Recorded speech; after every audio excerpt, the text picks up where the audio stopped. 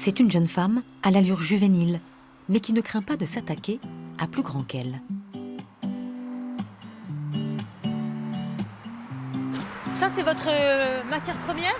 Ouais, c'est ça. Sophie Relais a le sourire désarmant d'une enfant qui aurait fait une bêtise, mais qui se sait déjà pardonnée.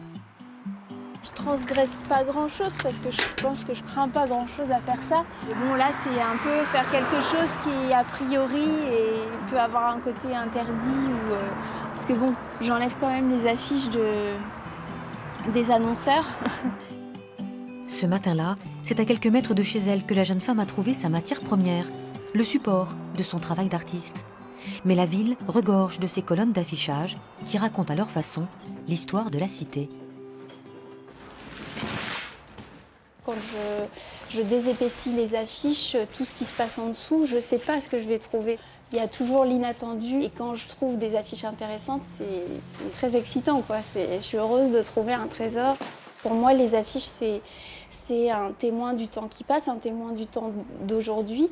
Et puis, en fait, on voit toutes les couches du temps qui réapparaissent. Avant de s'autoriser l'expression artistique, Sophie Relais était dessinatrice en joaillerie. Le passage de la quarantaine lui donna l'impulsion de prendre une autre route. La maturité, c'est une richesse, en fait. On se remplit de plein de choses et c'est ce qui fait de chacun de nous ce que nous sommes. Et les affiches, finalement, c'est un peu le parallèle de ça, puisque finalement, c'est des couches successives de papier qui sont les unes sur les autres. Et ça faisait vraiment écho à ce que je vivais personnellement. La plasticienne travaille aussi bien le recto que le verso des affiches. Sur le support, composé souvent de façon aléatoire, Sophie Relais applique au pochoir les têtes de ceux qui ont marqué leur temps. C'est notre patrimoine, on se sert forcément de ce qu'ils ont fait pour se nourrir et en faire autre chose. L'idée de la mémoire culturelle, c'est quelque chose que je trouve important. Enfin, moi, je m'en sers, donc j'aime bien leur rendre hommage.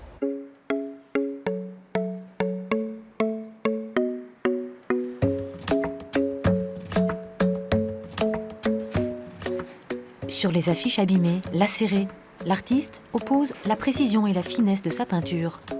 L'image se joue de toutes les contradictions, temporalité enchâssée, anachronie des personnages et de leur support. Je travaille donc sur le recto des affiches où là c'est très chargé d'informations. C'est pour ça que je travaille au pochoir pour dégager en fait un portrait qui soit très lisible tout de suite parce que sinon il y a trop de choses. Après je travaille de la même manière mais je recouvre entièrement mon support de peinture avec un fond plus ou moins uniforme et je m'en sers comme une toile en fait. Donc je peins de manière assez classique à l'acrylique mais toutes les imperfections de l'affiche ressortent, les plis, les déchirures. Sophie Relais ne signe pas ses œuvres de son nom, mais plutôt de son nom d'emprunt. Official Bill Stiller, voleuse officielle d'affiches.